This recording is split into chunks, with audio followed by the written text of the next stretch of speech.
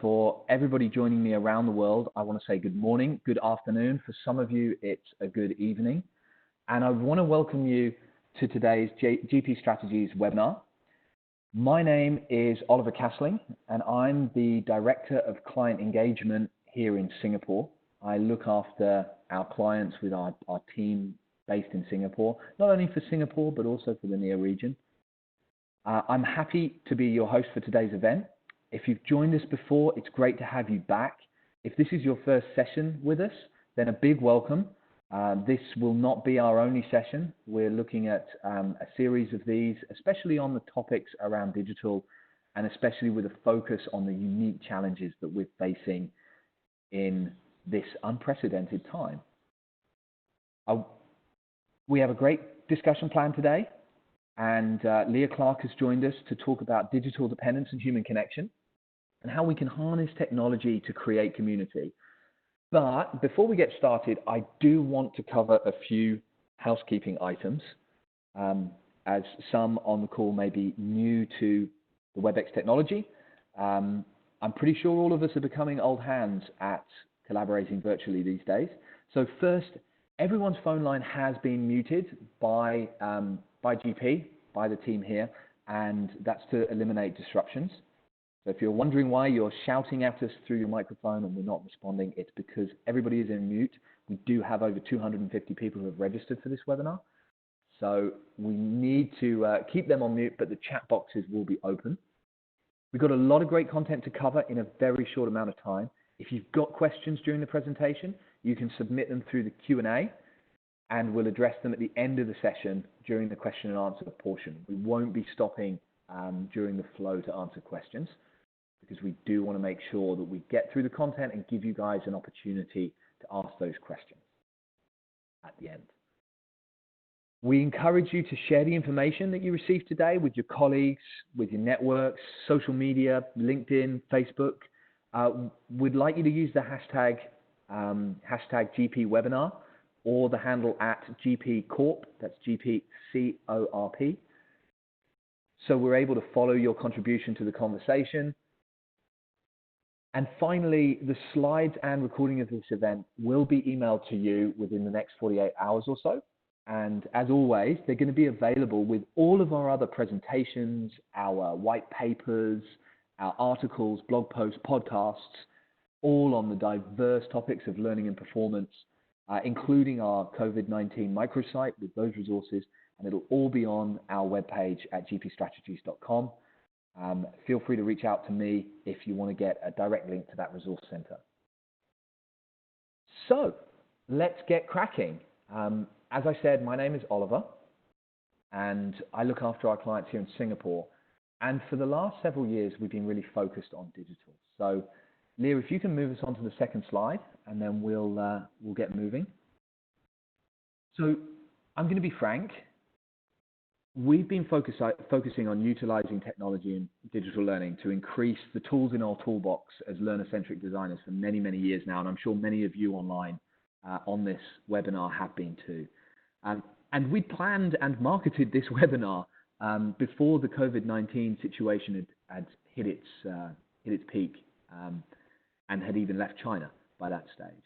But not to address that elephant in the room, if you will, would be a bit inappropriate right now. So currently in Singapore alone, it's estimated over 80% of the workforce that's able to work from home is now doing so. We've got measures to control the spread of the virus all over the world, and they're leading to the largest and most rapid change in the way we work in human history, really.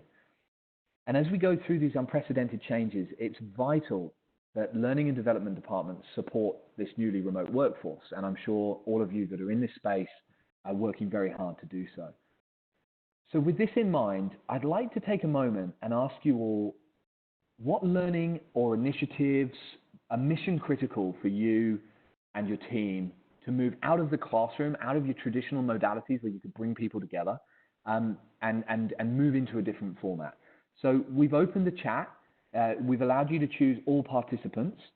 So you can dive into the chat box now and take a moment just to let us know your thoughts, let us know your priorities, what are the hot mission critical items that you're working on right now. So while you're chatting in that chat field, I'd like to take a moment to reflect on what digital learning can mean. It gets bandied around a lot, and I see items in the chat box. Some of you are messaging directly to some of us presenters. You can just choose the drop down to all participants and pop into that chat box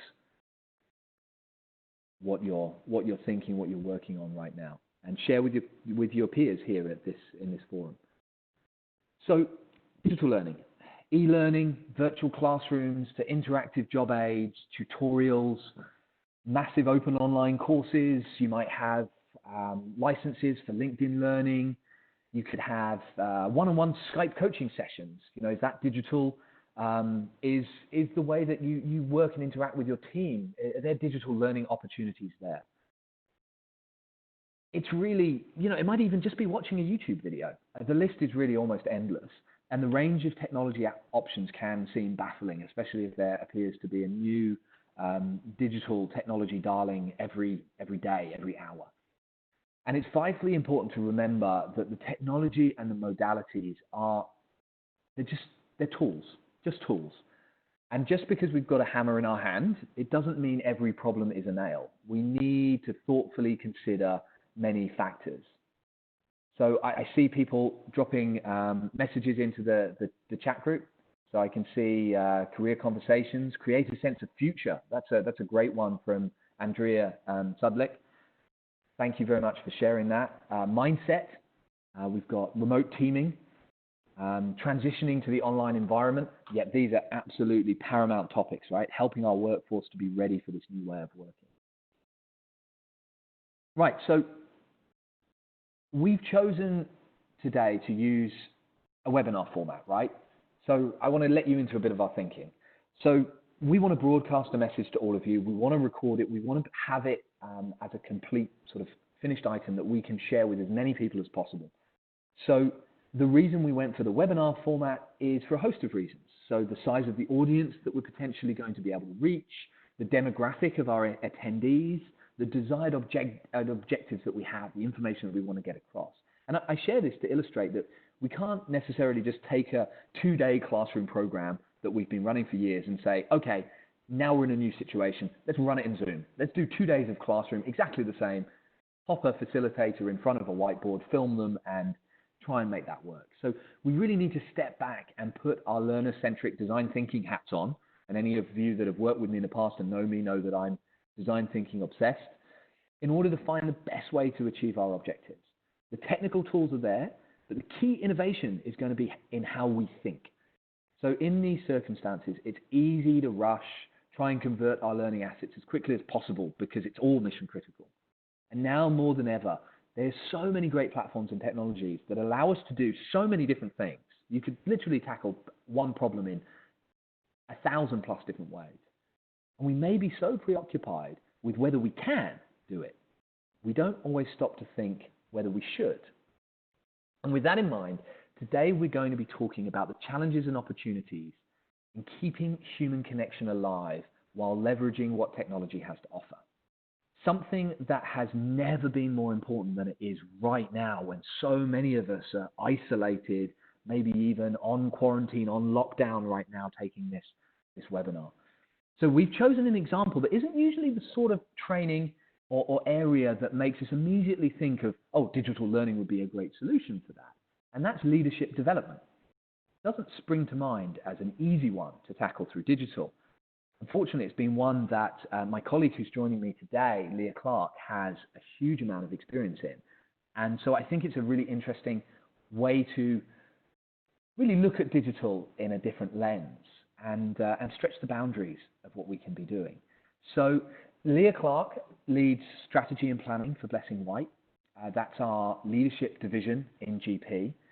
And she's focused on bringing new research, new expertise, really understanding the participant experience. And you'll find in our resource center and across the industry in CLO magazine, training industry, ATD, you'll see her articles, blogs, webinars like this and podcasts on leadership and on learning on behalf of GP Strategies. And she also works directly with our clients to understand the leadership and engagement challenges and consult on them with really creative solutions. And with that, Leah, I'm going to step back and turn things over to you. And yeah, really looking forward to the rest of the session. Fantastic. Thank you, Oliver. And I hope everyone is safe and well wherever you are across the globe. I know these are tough times, whether you're affected in a dramatic way or if your life has been disrupted just a little bit. It certainly is a time where we're all dealing with a lot as leaders and as learners, and my hope that everyone is well this evening on the other end of the phone line and the computer screen. My good thoughts go out to all of you. You know, when Oliver and I started talking about this topic, we really could not predict just how relevant it would be given everything that's going on, and the idea of having a digital environment yet still staying connected as human beings and as leaders connected to the people that we lead. We could probably not predict just how relevant a topic this would be, and we're happy to be here chatting with you about it tonight. It's or this morning for those of you for whom it's on the other end of the day. So what I wanted to do before we get into the meat of the presentation and talk about digital dependence and human connection and how can these two things coexist is I wanted to share with you a little bit of a story that I think captures both the leader's dilemma and the organization's dilemma as we think about how to bring leadership development to a digital space. Because I think it's very exciting and there are incredible opportunities to leverage digital, to leverage technology for leadership development if we do it smartly, if we do it strategically. I was talking to a leader not that long ago whose organization had started a technology-based leadership development program, and she was really excited about this because she was the kind of individual who leaned into technology. She had a busy schedule, so not being in the classroom was extremely appealing to her. And the effort that she was a part of, a digital learning journey, kicked off with a lot of fanfare. And she and her colleagues logged in. They started out the effort with a great deal of energy, and pretty soon, about 2 weeks into the program, she and others she had talked to had largely given up. And they had given up so much that shortly thereafter, they dropped out of the program, much to the chagrin of their employer. When I pressed her to find out, what were the reasons for your waning interest? You went into this with such excitement. What exactly changed for you? She shared a couple of things. She said it was too much information and it was very dense. She had a hard time wading through everything. The opportunities for interaction were few and far between, and when they did emerge, she described it as more of a talking head event. And then finally, and this was really interesting to me, she said it was a very lonely experience.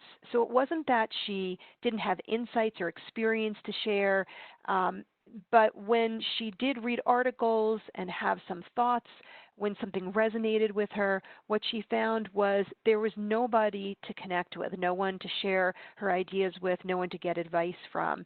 And she was less accountable in those circumstances for following up on putting the things she was learning into practice. So her dilemma, if we peel it back a little bit and say, well, what was her struggle? Like many leaders, it was not a dilemma or a struggle about whether or not she wanted to improve her leadership skills. Because in fact, research conducted by GP Strategies in 2018 asked leaders what excited them most about their job as a leader. And their response was the opportunity to grow and develop their people, the chance to bring a new generation of leaders up the chain, if you will, up the line. They really expressed an enthusiasm for that role in helping others. But we also asked them in that research what kept them up at night, and the answer was the very same thing.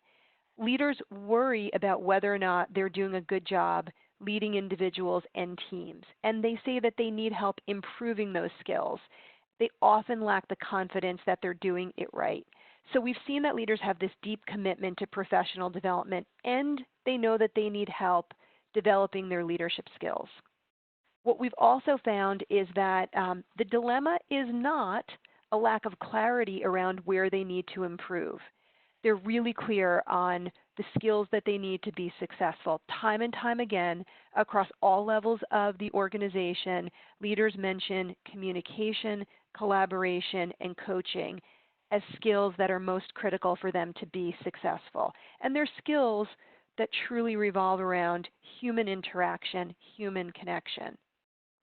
So while leaders are concerned about knowing the steps and the mechanics of these skills, they're also particularly concerned about the human element. You can understand the steps of coaching or a model. You can understand the 3 critical parts of communication. But what we know is if leaders don't focus equally on the need to build connection with their people, more than just the competence of their job, people want to be led by a competent leader, but leaders truly need to understand the nuance of connecting with the people they lead if they're truly going to inspire and have people follow them. I often say follow them through fire. So this dual emphasis on competence and connection, we believe, we know is so key. And I would just put a check mark next to connection, especially during times of crisis and change. Connecting with people on that human level first, and certainly then turning to contingency plans or things that need to get done in the wake of a crisis is important, but that connection piece is so incredibly important to leaders. And in fact, they value development opportunities that encourage human connection. So they not only need to seek that connection in the skills that they deploy, in the way they build relationships with their people, they also want to learn in ways that help them to connect with others. So it comes as no surprise to us then that these leaders value opportunities like mentoring, coaching, classroom opportunities that allow them to connect with others. So just as they know they need to connect with others, so too do they seek opportunities for interaction as important ways to help them learn and to help them lead. But to this point, we've looked really at the leader's dilemma. And I think that we need to look at things from the other side of the coin as well. Pause for a moment and look at the organization's dilemma, because the key is in reconciling both that organizational need as well as the learner need.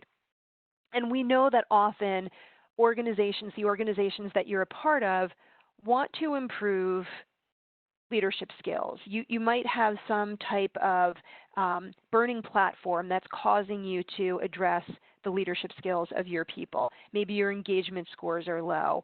Perhaps you are rolling out a large-scale initiative across your organization, and there's a burning platform that you have that you need to ready and equip your managers and leaders with their skills. At the same time, let's be candid, right? There is often budget constraints and time constraints. So being able to deploy an approach quickly and cost efficiently, one that's scalable, is key. And technology can play an incredible role in meeting those needs for faster and cheaper and scalable. But I think back to Oliver's point at the beginning, if we're not keeping the learner front and center, we could potentially have the pendulum swing, as I think it has swung in past years, a little bit too far in the direction of training solutions that embrace technology to more of an extreme. So going from a high-touch, in-person experience to completely technology-based solutions is not going to advance this effort. So technology needs to be part of the solution, but can it play such a pivotal role when we're talking about interpersonal skills? So the question that I would like to pose to this group as we move into a few more points in this discussion is this question around technology connects us, but does it foster human connection? So I would love for you to just give me a visceral response, your immediate reaction when I say technology connects us, but does it foster human connection? So Andrea or Andrea, I'm not sure how you pronounce it. It can, yes, from Michael, and Andrea or Andrea said yes. See, it can.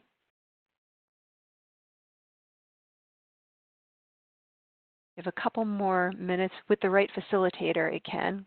Thank you, Zoe.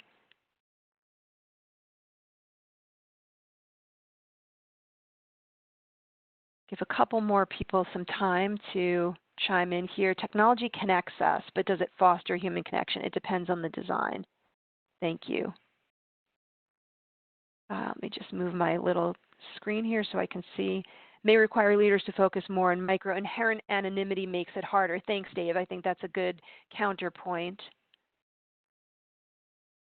Sounds like some people are having trouble with the audio as well. I'm seeing that in the chat, so I think we'll see what we can do to fix that if possible.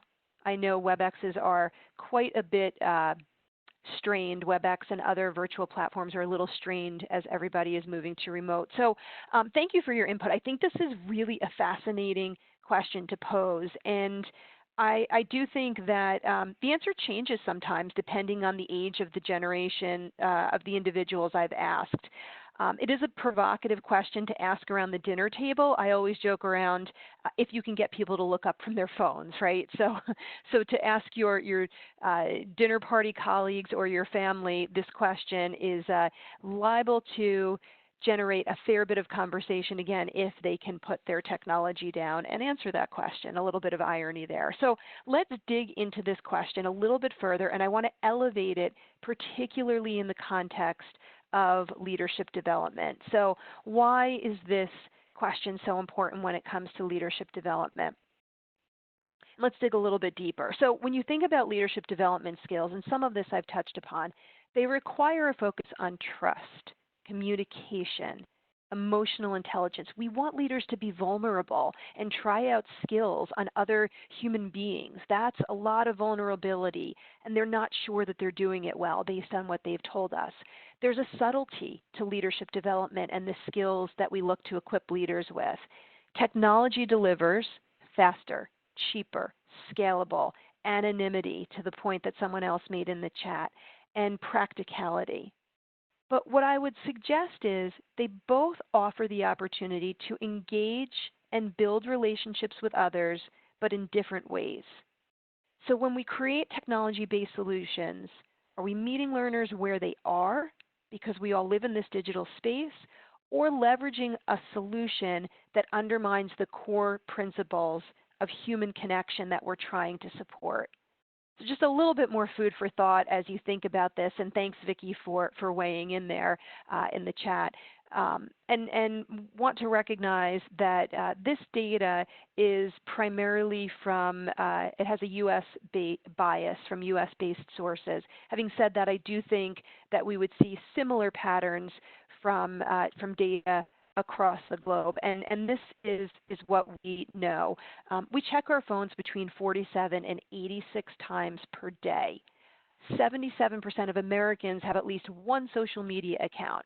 But the amusing part for me is that 51% of millennials say that technology has improved their relationship, yet 57% of boomers say that technology has ruined their relationship. So I do think that this is something that is interesting and fascinating to explore across different levels of or different generations, and to really tease out how we can use technology in a way that enables human connection. Because if not thoughtfully constructed, here's what sometimes happens, right? We know leaders need skills of collaboration, how to work with people to produce results. They need to communicate with other human beings, create a delicate bond of trust. They need to work as a team. They need to develop these interpersonal skills. And then we deliver it sometimes, if it's not done smartly, in a very disconnected way. And it looks something like that gentleman alone in a darkened room hitting next on his computer. Not going to get them there in terms of human connection. We also know that learning from others is important, and as I showed you earlier, leaders value development opportunities that revolve around interaction with others. So they seek human interaction in their own learning experience. The power of storytelling, of getting feedback, of hearing other people's challenges, or getting guidance and trust from a facilitator or a coach. But then we serve it up to them, if we're not thoughtful, in a very lonely experience.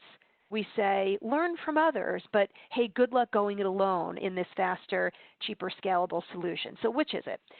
Is technology a necessary evil when it comes to leadership development, or is it a force for good? And here's the key point. I think a lot of you put this in the chat, and this is what we really want to get at. We know that technology-based solutions can be faster, cheaper, and scalable, but hitting the continue button on an e-learning is not going to evolve leadership skills. Technology can be faster, cheaper, and scalable, and used strategically, it can create an engaging, connected, and experiential journey. Because in the end, it's not the technology that makes people lonely or isolated, it's what they do with it. And I would suggest it's not an all or nothing proposition, it's really finding that right balance between technology and in-person interaction. And it's my perspective, it's our perspective, that really when we talk about modern learning, it is this blend of technology, again, meeting people where they are on their device in a digital world, working from home these days, and the ability to keep human connection alive that will really distinguish modern learning and modern learning as it relates to leadership development in particular. So as you start to contemplate a move to a digital experience for leadership development as your organization is thinking about it, or maybe thinking about it with a more pressing need given the current environment, this is what we would advocate for. Certainly the technology, any device, anywhere, anytime. But that human connection, again, when you're talking about leadership development, is so critical. The ability for learners to connect with each other, to connect with an expert, giving them advice or guidance so that they can learn and share with other human beings, their peers and experts. And then the last one that I would say, and we have a particular bias here, is ensuring that the experience is relevant. We say ruthlessly relevant, because it's hard enough, let's face it, to keep learners' attention in an ILT or a VILT, but when they are in a digital space, they have even more free will to click and go where they want to. So ensuring that everything they click on is of value and is of relevance to them will ensure that you capture their attention and keep it. So that ultimately, and it's the smallest line on the page, but probably the most important, you want learning that pulls learners through an experience, not pushes information at them. It's really about keeping that learner centric and having them pulled through the experience, not talked at them. So here are some of the components of what that journey might look like. Again, micro elements, certainly technology-based, the way people want to learn through podcasts and videos, through discussion boards where they can share their ideas, meeting the learners where they are with that need for technology. But then using that technology, again, reaching across the technology is how we say it, and supporting skills of human connection. And ultimately, I want to be particularly clear on this. Ultimately, leaders are going to have to interact with the people they lead and the teams they lead. I always joke around, just like eventually, despite how much of your life you can facilitate through Amazon Prime, you're going to have to get out there and interact in the world with other human beings. So the suggestion here is not that technology can completely facilitate skills of human connection, but I am here to suggest that if things are done, if you design things in a smart way, you can reach across the technology and encourage human connection. Particularly important when we're talking about leadership development skills. Okay, so and Andrea, thank you for your smiley face there. I often think about the reliance on Amazon Prime and the fact that that's how I think my children think that Santa Claus delivered the gifts is Amazon Prime. So much dependence there. But okay, so let's get a little specific. I've been talking about this idea of human connection and keeping that alive in a technology-based environment. I want to share some specifics with you in the next couple of slides. First of all, when you're going to harness technology smartly, you need to make sure that you're still keeping it in an active learning experience. So in the bottom left-hand corner, number one, this is not a passive click next e-learning event. That has its place for certain types of learning. I personally believe that for leadership development, an e-learning it may not always be the right solution. You want something that draws the learner into the experience. technology can invite collaboration. So leveraging social media-like functionality to create conversation is a great way of doing this. Technology can provide access to a broader network of support, coaches, advisors, trusted guides, individuals that you might not otherwise have had a connection with if we were purely dependent on an ILT, right? Because there are certain limitations, especially today. Now technology can connect people in this broader global community. And again, to point 4, create that community across time zones and continents. So let's break this down a little bit more. Now, I also want to be clear here. If you're looking at these topics and saying, well, gosh, Leah, these are important elements of an in-person leadership development experience, you would be absolutely correct. But my point here is that you can continue to keep these elements alive in a more scalable technology-based solution. So let's start in the bottom left. Much like you have a facilitator in the front of the room, sometimes I've heard them referred to as the sage on the stage. You can provide access to that sage, to that guide, in the form of a virtual coach, so that even that learner that I mentioned at the very beginning who felt alone and that she didn't have anyone to share her thoughts with or get guidance from, providing access to that objective voice to personalize the experience and again to be a hand reaching across the technology, letting leaders know that they're not alone, I think is a really important element. Certainly, when you structure that technology-based experience, having individuals connect to their own experience, to the skills being shared. So design something that allows them to contribute what it's like for them when coaching has gone really well, or share a story about a leader that, that you trusted and what was the impact of trust on that relationship.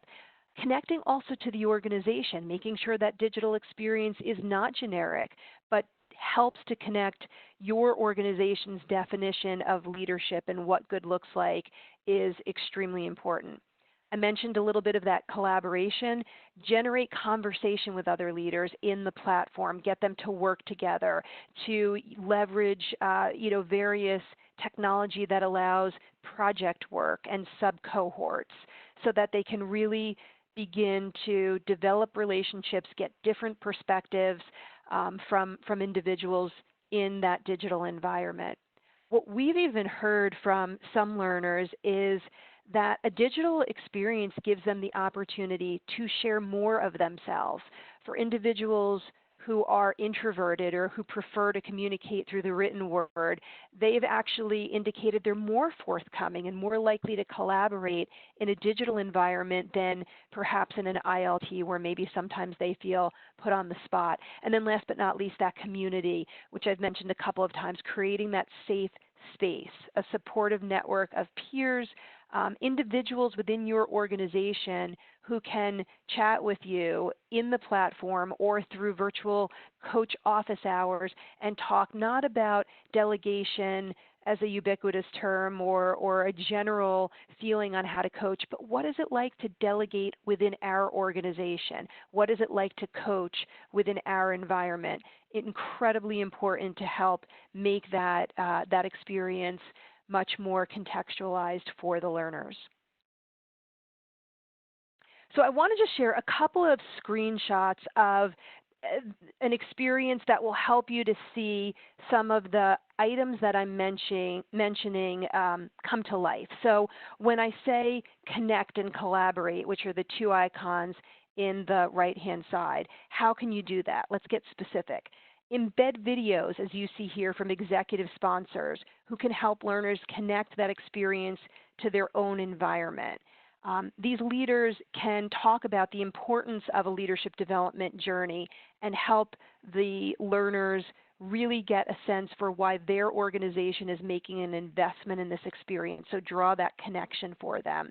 When leaders speak authentically to their own challenges becoming leaders, there's that human connection. Even though the video may be one way, hearing authentically from leaders, not just their successes as they moved into a leadership position. But even more importantly, what we've heard learners say is, I loved hearing the mistakes that the leaders made. That to me was more real, more human. I connected with that.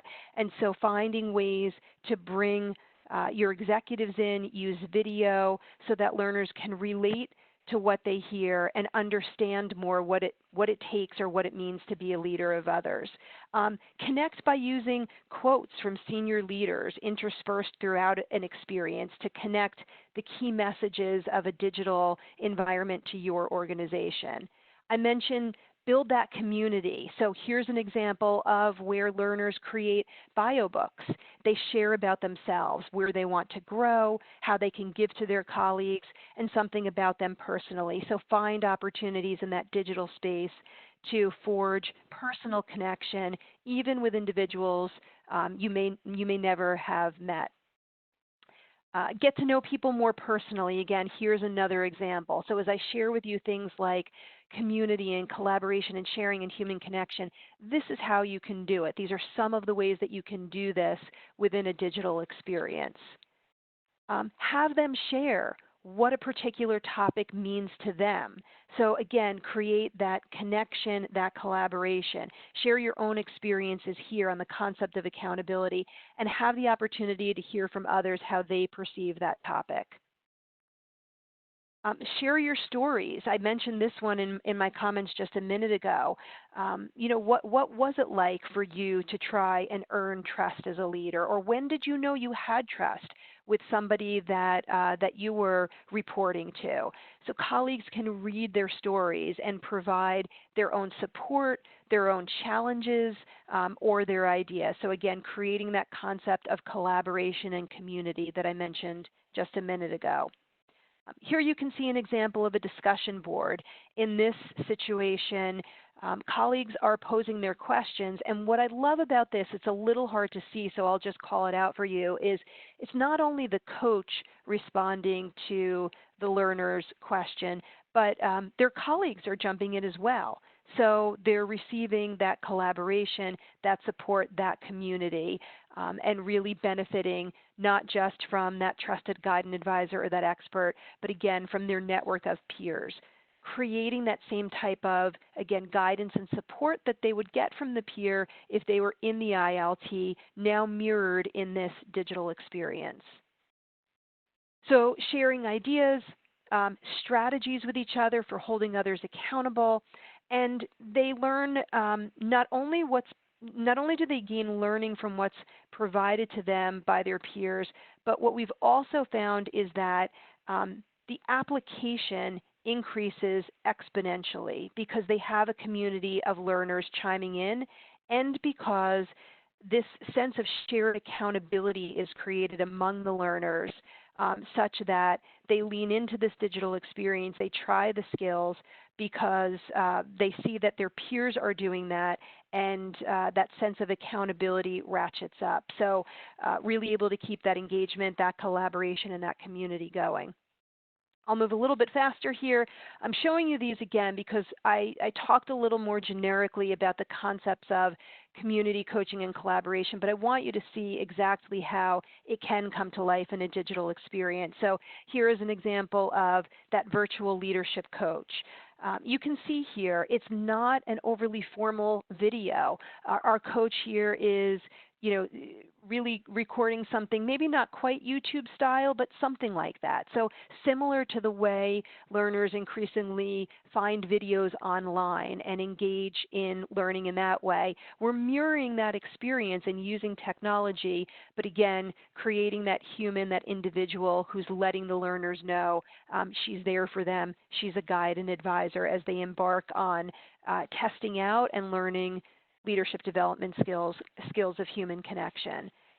And then, keeping a strong communication plan front and center. So I would never suggest that you set your leaders adrift on a digital journey. I think that's a central part of what we're covering here, not only within the platform or within a digital experience, but outside of it. So making sure that there's a robust communication plan that allows individuals to know what's expected of them, and again, that they're not alone.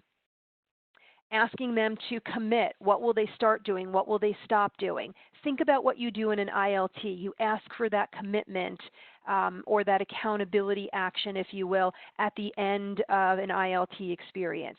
We can mirror that same type of event, that same type of request in a digital environment. So keeping those key tenets, those key principles of learning and of design alive in the digital space is certainly possible. And then a little bit of healthy competition among the community with things like leaderboard and gamification. So as we come to the end here, I want to just share a couple of other things. Leaving the learner alone with the computer is not the answer. I think that the strategies that I've described for creating a smart digital experience can ensure that you're meeting those design principles, that philosophy of yes, technology, but keep human connection and ruthless relevancy alive. But what I would also submit is that we still need that ecosystem of support for the learners. So, creating that sense of community, involving the people they lead in the process, their managers, through feedback, can provide greater insight on where a leader is strong and maybe where they need to improve.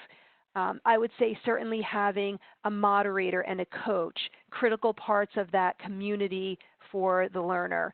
I think also certainly executive sponsors, as I've mentioned, sending that message that they support the leader's journey and sharing, again, authentically and humbly. And then certainly human resources, learning and development, a critical part of that larger ecosystem. I think their advocacy for the learner and their on-the-ground support for the learner is critical to success. So I do believe in a larger ecosystem of support as well.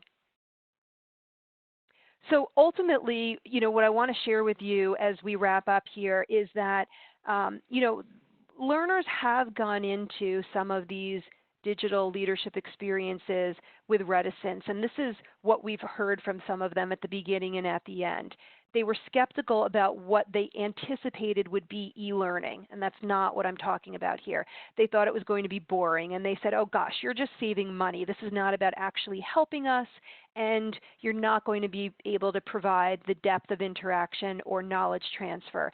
And in reality, we have gotten the type of feedback that you see on the right-hand side. And I think that's, again, a testament to the way it's smartly designed with that learner at the center. They've enjoyed the investment in themselves. They found it applicable. They were able to complete it in small chunks. Again, time is of the essence. Leveraging technology in micro chunks is so relevant to how people live these days. They liked the ability to take what they needed, get guidance from others, and see similarities with other learners. So I think, again, a technology-based learner experience can send the message that you are not alone if you design it thoughtfully, create that online community, provide opportunities for people to coach each other, to share their struggles, to lean on each other for support. So much of what's on here truly is about creating that human connection. Provide that forum for candor, and then, as I mentioned, augment certainly, especially I think as you go up the leadership chain with small group and in-person interactions. So ultimately, as many of you said in the chat, and I think we recognize technology alone is not the answer, and it's not the main event. It's really an enabler of connection. So if it can be used smartly and non-exclusively, I would again suggest that it can help to foster human connection, which at the core of leadership development is so critical. That leadership story that I started with, it didn't need to end that way.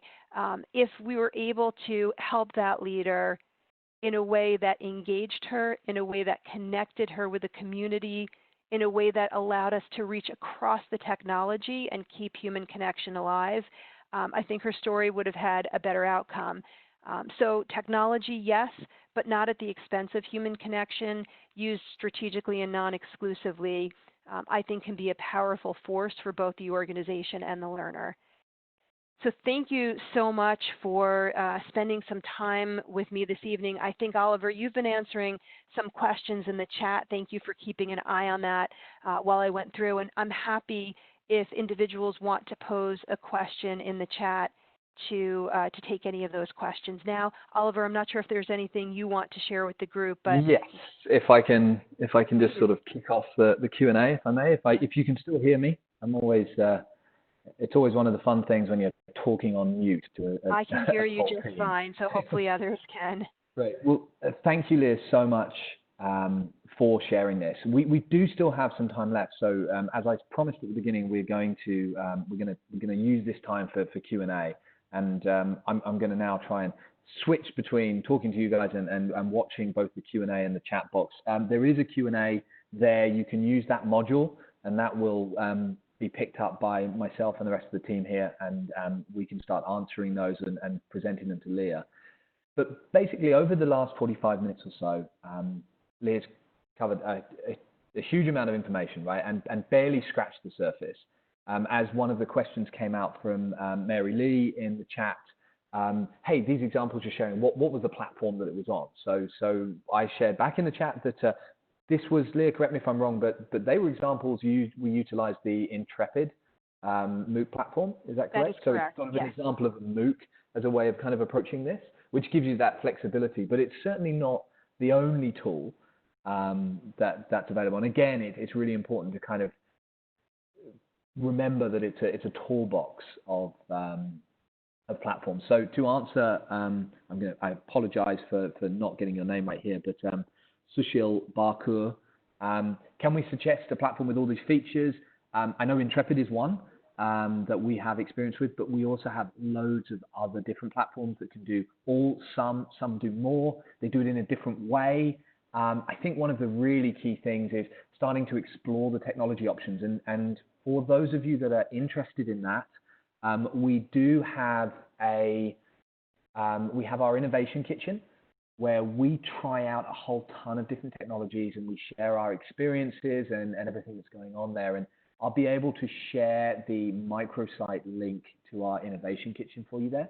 How to approach Intrepid. So Leah, you may need to correct me if I'm wrong here, but Intrepid provides the technology, but it's usually through a consulting agent. So we act as that agent. If you're interested in finding out more in region, we've worked with clients on that. So please, I think that was coming from Sushil, do reach out to us there.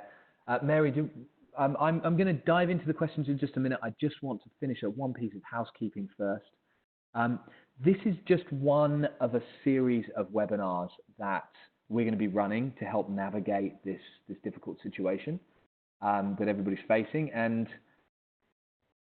we're getting a lot of requests, both inside the chat box in this webinar, and especially at the top of our conversation today, but also among our clients and our contacts in the markets globally, who are looking for immediate tips, tools, best practice, specifically on sort of converting to digital in the current climate, be it technology choice, be it design elements that need to be considered, etc. And we've written many of the rules and tips for virtual instructor-led training, so your virtual classrooms, and other mediums as well that you may be looking into. So what we're going to do is we're going to run a webinar in the next few weeks, which will focus on these top tips and tools for both design and delivery over a virtual format. So we'll dial it down into more of a virtual classroom, as that's the question that we've been getting a lot, plus other quick conversion opportunities. So I just want to point out when people are asking in the chat around technology, etc., what technologies do we use? I want to just highlight that us at GP, we are platform and content agnostic. So we do have some great content, as Leah shared, within the leadership space, but we're all about building powerful experiences. So from our perspective, we don't own platforms, we collaborate with them to give us the full toolbox. So what I'm going to do now is take a pause so we can jump into the chat and the Q&A box. And if you've got any questions for Leah or myself, please do pop them into there right now. I'm going to now attempt to kind of keep up with them. Yeah, so Oliver, if I could jump in a little bit on some of the questions here. And I know certainly what you said, absolutely technology agnostic. And so I hate to give this answer because I always find it to be frustrating when my colleagues give it to me. But, the answer about technology and which to use, it depends, right? It depends on a range of factors, right? So I would say some of those factors include what's your audience size, right? We certainly know that a VILT, for example, with 200 people or a classroom with 200 people is not going to provide the same experience as a classroom or a VILT of 20. When you're in a much more intimate setting, there are other things that you can accomplish with your learners, conversation that you can generate, activities that they could engage in. So, audience size, I think, is a factor. Level. I think as you go, again, further up the ranks, there's an expectation of a higher touch for more senior leaders. And so, maybe smaller cohorts and a higher touch experience would be important for that level. What's the topic? Again, certainly my bias. If it's leadership development, I think that somehow the technology that you choose or the experience that you create needs to include a human element, human interaction. And then, I think there are other questions that you want to ask yourself around level of interactivity with the learners. Is social collaboration something that's important to you? That might point you in the direction of one particular technology.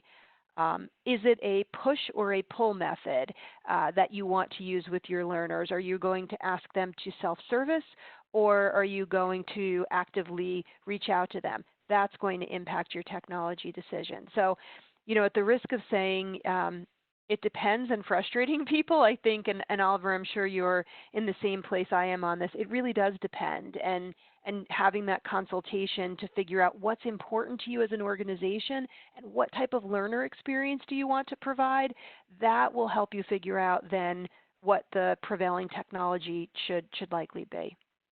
Thanks so much, Leah. And I'll just sort of, add to that really, and again, anybody who knows me knows that I am a preacher for the for design thinking, and the design thinking process is something that we utilize heavily to make those decisions, because there's no sort of simple checklist that you can use to say, okay, well, if it meets these 6 requirements, then you use this technology, but if you answer these questions this way, it's that technology.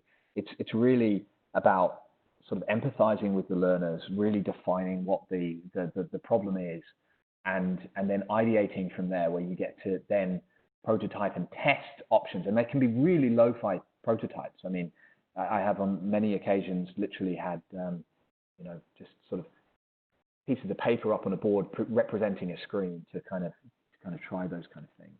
So I think to summarize that, Leah, if it's fair, that audience size, level of learning maturity, desired learning outcomes, and leveraging what technology you already have, a good place to start. But why not dive into a design thinking process to really figure out what you need? So that would be my kind of additional comments on there.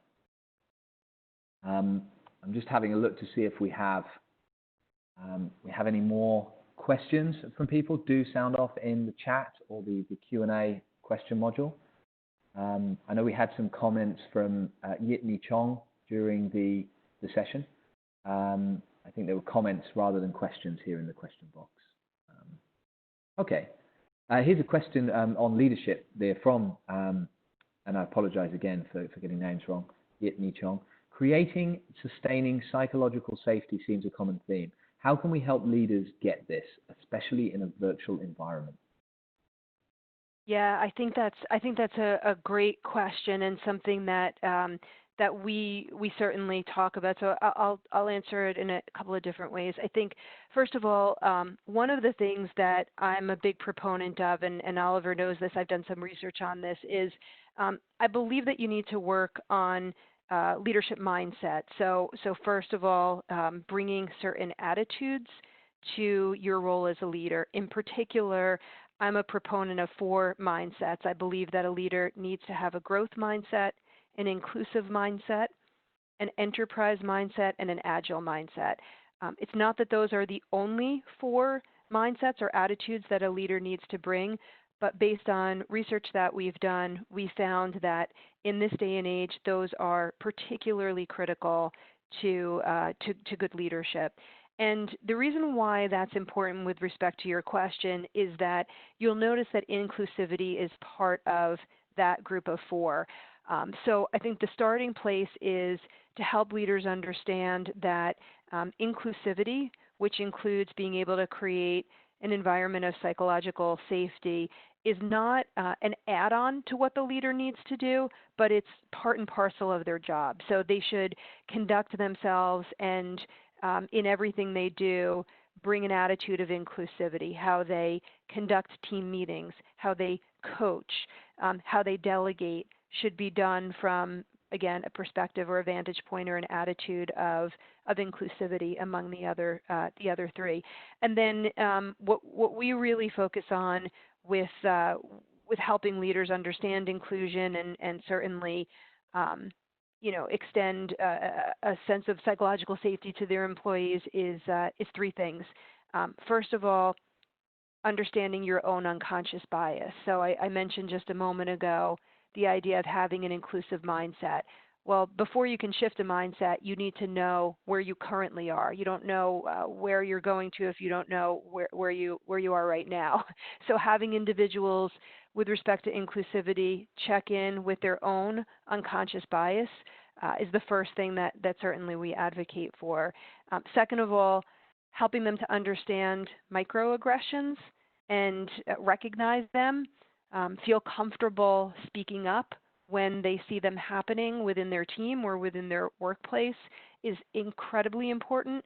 And then last but not least, we're also big proponents of ensuring that leaders feel equipped to have inclusive conversations. So proactively reaching out to others who think, look, and behave differently from them in order to certainly create a workplace that's not only diverse but also inclusive. So I think helping leaders, again, with that self-reflection, that mindset, starting with their own unconscious bias, and then helping them, shift to have inclusive conversations and stop microaggressions, that really will help to create an environment where individuals are not only around the table but feel as though their voice, their contributions will be heard and will be valued, even if they're not always the way the choice a leader makes. It's not about hearing that voice and going with their idea, but it's certainly about